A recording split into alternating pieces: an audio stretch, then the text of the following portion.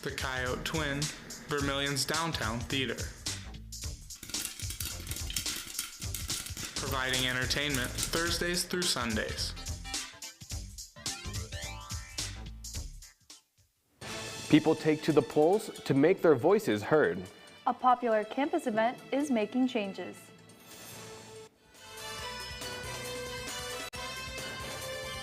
Live from the Al Newharth Media Center, this is Coyote News. The time now is 5 o'clock. I'm Michael Stake. And I'm Hannah Gokenauer. Someone won the record $2.4 billion lottery, but first, Kristi Noem will serve a second term as governor of South Dakota. Over 354,000 ballots have been cast. 63% of governor and lieutenant governor votes are counted towards Noem and Larry Roden. Vermilion allowed all precincts to vote at the National Guard Armory. Many people waited until Election Day to cast their ballot. Some families even brought their children to show them the importance of voting.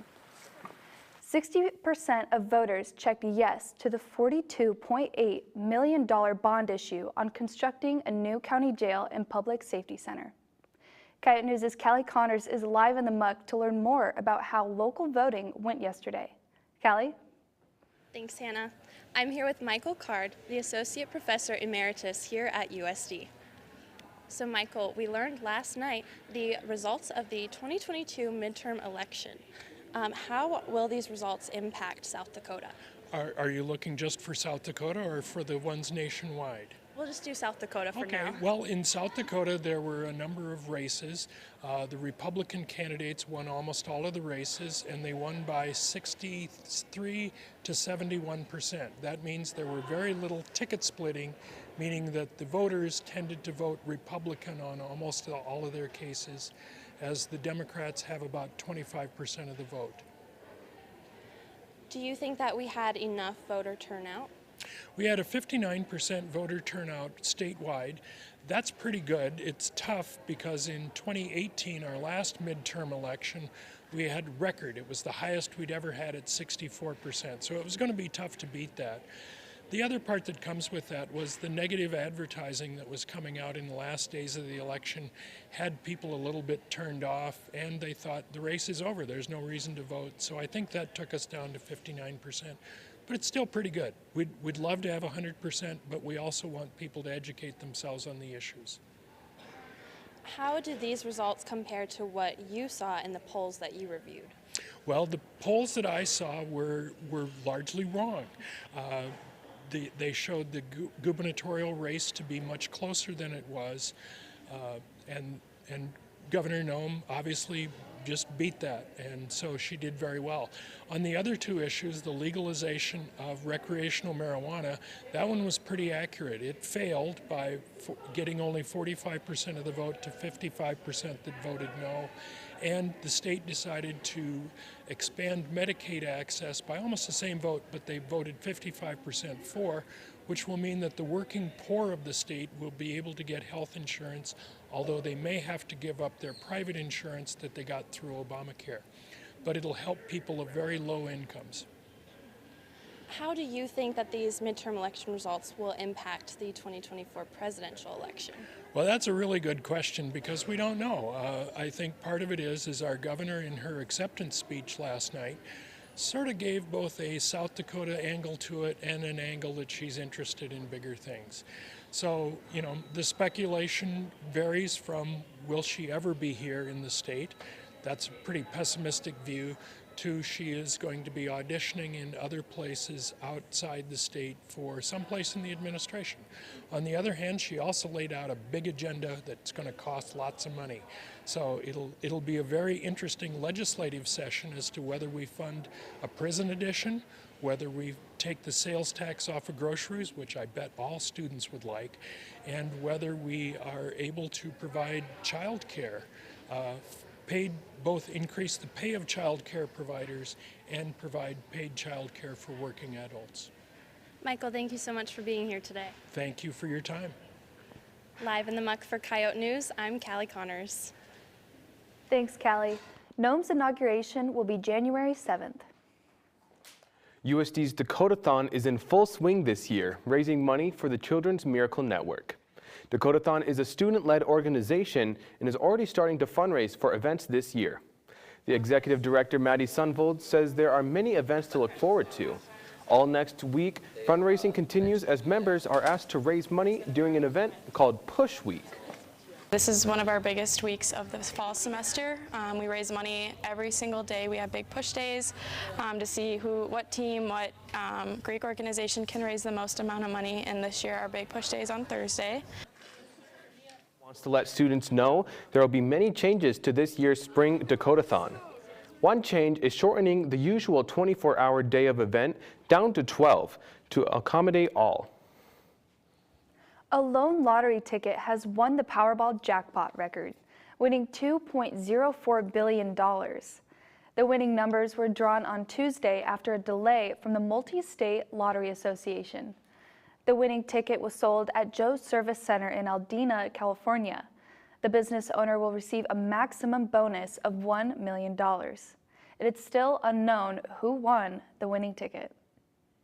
Coming up, a local church is trying to create a cozy shopping experience.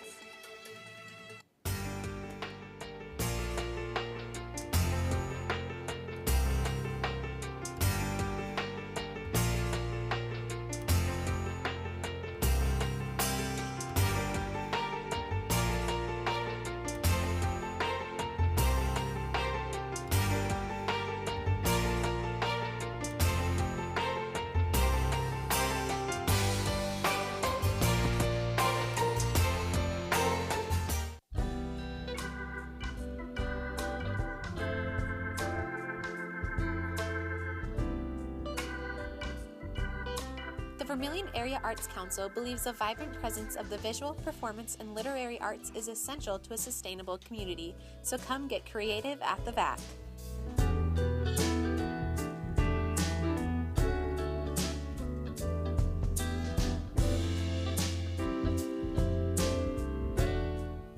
This is Coyote News. The highly contagious virus called RSV is spreading fast among children in South Dakota and in the U.S. South Dakota News Watch says this strain of the virus is striking earlier in the year than normal, leading to concerns among medical officials. Respiratory syncytial virus mostly affects children under the age of 2 and the elderly. Avera and Sanford have seen the number of cases rise in the last 30 days. Earlier this month, Sanford was about 75% full because of the virus. Currently, there is no vaccine for the RSV. A suspect in the Sunday death of a Yankton woman made his first appearance in court today. Trevor Wayne Harris is facing a charge of homicide or murder in the first degree, among other charges. A Yankton Police Department release indicates Harrison was apprehended in Dixon County, Nebraska, and that he also faces probation violation if convicted. Charges are pending and the investigation is still ongoing. This Friday is Veterans Day, the day in which we honor the sacrifice of U.S. veterans. The holiday falls on November 11th, marking the day the armistice was signed, ending World War I. It was originally called Armistice Day. In 1954, it changed to Veterans Day in order to account for the veterans of all wars. It's now a federal holiday, meaning most people get the day off, and USD's no exception. There won't be any classes on Friday. And for Veterans Day, Coyote News' Callie Connors is live in the muck to find out what it means to campus vets. Callie? Thanks, Michael. I'm here with Jacob Oz, the Student Veteran Resource Center Coordinator. So Jacob, first, can you explain what Veterans Day is and why we celebrate it? Yeah, so Veterans Day is used every year to recognize all those that have served during a time of war. It's always on November 11th, and it started on the 11th day, on the 11th hour of the 11th month. What does Veterans Services do to support veterans as well as active duty military members? Yeah, so here at the University of South Dakota, we have two different offices that help veterans. We have the Veterans Compliance Officer, which is located in the Registrar to help with military benefits. And then my office focuses in the SVRC with students' academic success. We do that by providing different programming opportunities as well as tutoring, counseling, and free printing on campus as well. What does Veterans Day mean to you as someone who works closely with military members? Yeah, so I work with veterans, and it's an awesome time for us to honor them. I'm also a veteran myself. I have a long history in my family as well as veterans, so it's a good time of the year for me. I enjoy giving back to all the veterans that have served through the various wars throughout our history. What can students do to honor veterans during this holiday? My best advice, and one I give at all my events during this time, is just thank a veteran. Take your time out of the day. It will take 5 minutes to even send a text, give them a call. If you know a veteran, if you don't, I have some in the SVRC you can come talk to and thank them as well. Jacob, thank you for your service and thank you for being here today. Yes, thank you guys. Live in the muck for Coyote News, I'm Callie Connors. Callie. Remember, USD won't be having classes on Friday. Grace Baptist Church is doing their best to keep Vermilion warm this winter. For over 10 years, they've put on Winter Warmth Coat Drive. The drive is for anyone in the Vermilion community that's in need of a coat. The church partnered with Walmart, Hy-Vee, and Ace Hardware to place donation boxes. Grace Baptist pastor Steve Ford says the church tries to make the coat drive a cozy shopping experience for those in need. We offer some snacks and some things like that and try to make it a nice sort of a Thanksgiving, Christmassy atmosphere, and just give people the opportunity to kind of shop around and find something they like. Ford says his favorite part of the coat drive is working with the community to bring warmth during the winter months. The coat distribution days will take place at the church on Friday, Saturday, and Tuesday. Student Services recently brought back a pre-COVID program. Coyote Night took place last Friday in the muck. The event included free food, LED mini golf, a video game room, inflatables, laser tag, and more. Muck director Faith Guzzo says a lot of planning went into the event. She says there's a little bit of everything, and it's meant to be a new USD tradition. So we brought back this event kind of as a continuation of an old USD tradition called Muck Madness, which was like a lock-in style event. And we really wanted to bring it back kind of bigger and better than ever, to especially post-COVID, when people haven't really experienced these really big in-person events. We're trying to bring that atmosphere back to campus and kind of build the USD community. Students who attended the event say they enjoyed everything that Coyote Night had to offer. One freshman says there were many things fun up throughout the night, but their favorite part was enjoying it with their friends. Next on Coyote Sports, the basketball season officially tips off. And the football team gets a much-needed win.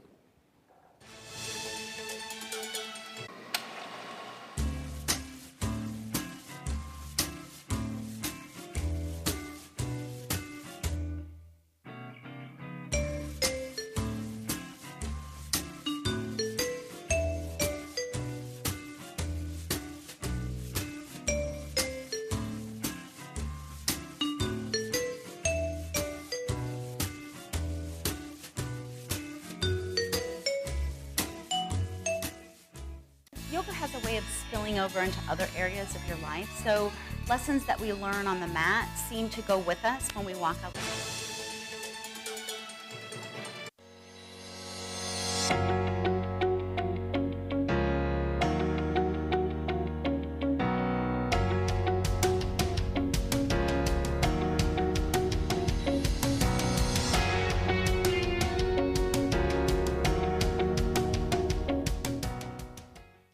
This is Coyote News.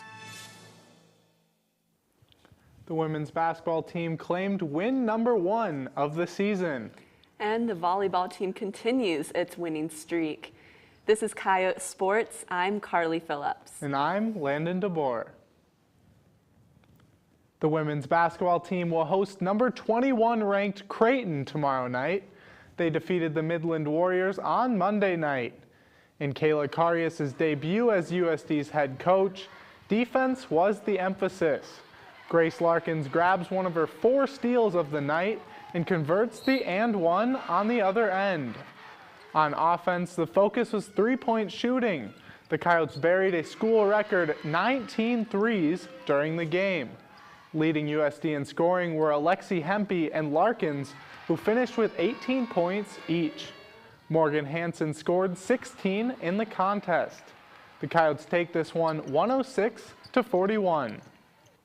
The men's basketball team's next test will be tonight against Lipscomb at 7 in the SCSC. The Coyotes will play for their first win of the season after falling to the Wisconsin Badgers Monday night. The Coyotes lost this one 85-59. Cruz Pero Hunt led USD with 21 points on the game, 17 of which were in the first half. AJ Plitzawhite scored 8 points in his return to the court. The Coyotes were as close as 10 points at halftime, but couldn't make the second half comeback. The women's golf team placed first in their last meet of the fall season. Coyote News' Sydney Funderman is live in the muck to find out more about their victory. Sydney? Thanks, Landon. I'm here with Danica Badura, who is a junior on the women's golf team. First of all, congratulations on your personal 9th place finish in last week's tournament. How did it feel to place first with the team and then place in the top 10 individually? It was awesome. Those are 2 goals that we had going in. In the previous tournament in South Carolina the week before, we finished runner-up, and it kind of stung a little bit because we wanted to win that one, so we came in with a lot more determination to the Ozarks, and we got it done. And then to finish in the top 10 was just kind of cherry on top. How did you guys push from that 2nd place finish to that next 1st place finish? We really talked about how we fell short the week before in South Carolina, and then worked on our weaknesses and just kind of built up on our strengths as well. With the fall season ending, how is the team preparing for the spring?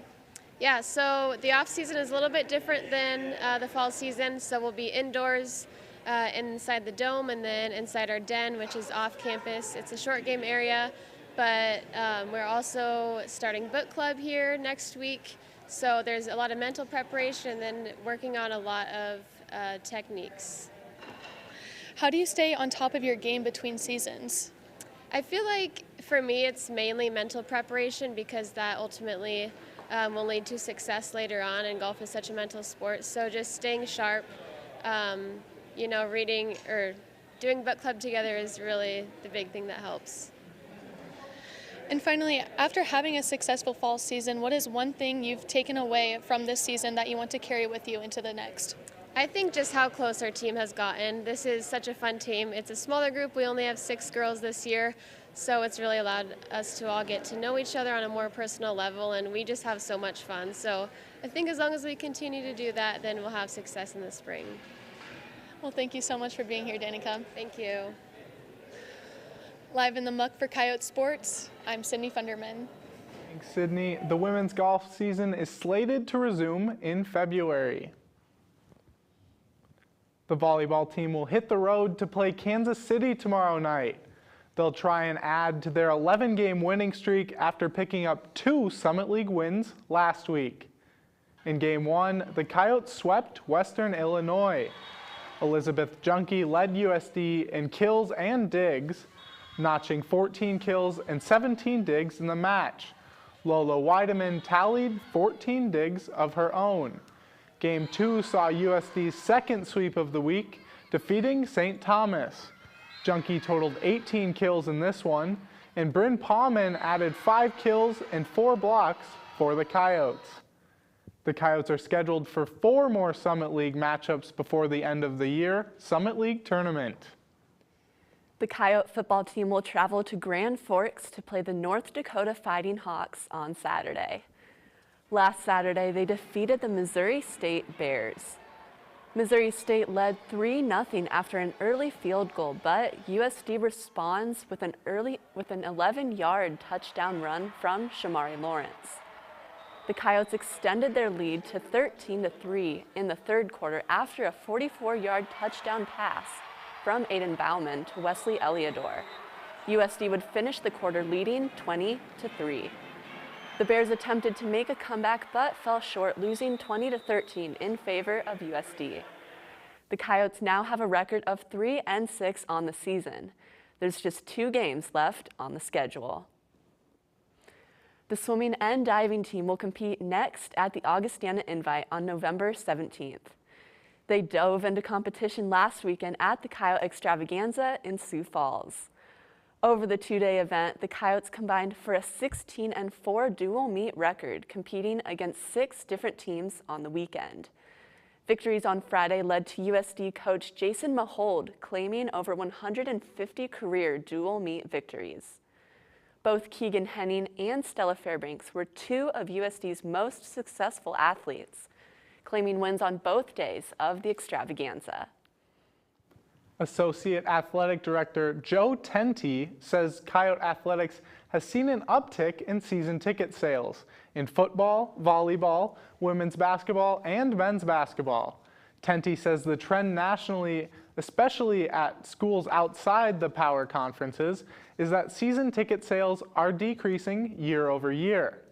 Tenty says that USD is not seeing this trend and that renewals of season tickets from last year to this year were between 85% to 90% for all sports. Coyote News will be posting specific ticket sale increases to our social media pages. That's it for Coyote Sports. When we come back, we ask students when they start listening to holiday music. Stay with us.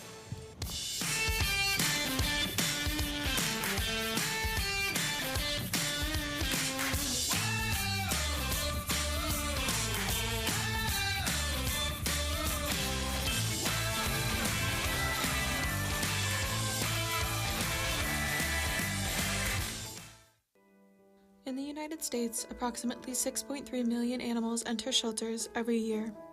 Of those, only 3.2 million will be adopted, and over 920,000 will be euthanized. Help put a stop to animal homelessness, save a life, and rescue your next best friend.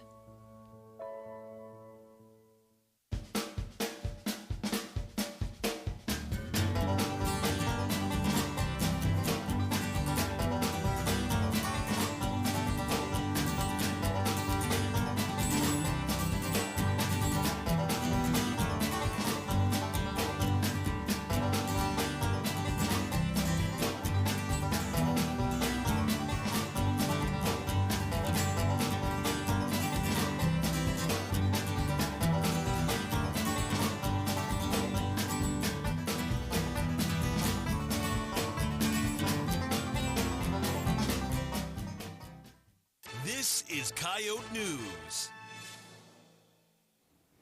The holidays are fast approaching. That's right, Hannah, and some people gear up for the holidays by decorating their houses or listening to music. This week, we asked students if it's okay to listen to Christmas music before the holiday. Here's what they had to say. Yeah, because, I don't know, I just think Christmas music is fun. Yes. I don't know why, but just yes. Yes, yes, yes, yes, yes. Not before Thanksgiving. Yes, sometimes, but it has to be Justin Bieber. I mean, if Mistletoe by Justin Bieber isn't in your top 100 this year, that's just embarrassing on you. I think you could start listening to Christmas music after Thanksgiving. No, you got to give Thanksgiving its respective time. I think once Thanksgiving over, you got the whole rest of November and then all of December to celebrate Christmas. I think you should listen to it right at 12 once November hits. Yes, because you have to pregame the holiday with the Christmas music. Just getting the vibes, you know? Absolutely. It's just the season all the time. I think Christmas music should start December 1st because it feels like it's encroaching on Thanksgiving as a holiday. Yes, any time of year. I'm going to have to disagree with most of them and say we should dial it down a little bit because I had a show choir competition and we sang Christmas music the whole year. So it was a little traumatic. I'm going to have to disagree with you on that because at November 1st, Mariah Carey's on blast no matter where I'm at. As we heard earlier, the Powerball hit a record high amount of money. Usually when the amount is so high, it attracts more people to buy a ticket. We asked our Twitter followers if they would buy a lottery ticket. And personally, I would just to be funny. What about you? I honestly wouldn't. I could never see myself buying one. And it looks like most people are just like you. And honestly, they're not, yeah. Which is probably better on them. Yeah. Follow our Twitter page at USD Coyote News to take part in our weekly polls. A T-Rex skull excavated in South Dakota is expected to sell for $15 to $20 million at an auction in New York next month. The 200-pound skull named Maximus will be sold on December 9th to an owner who wishes to remain anonymous. The skull was excavated in 2020 and 2021 in Harding County, where 2 other T-Rexes were found.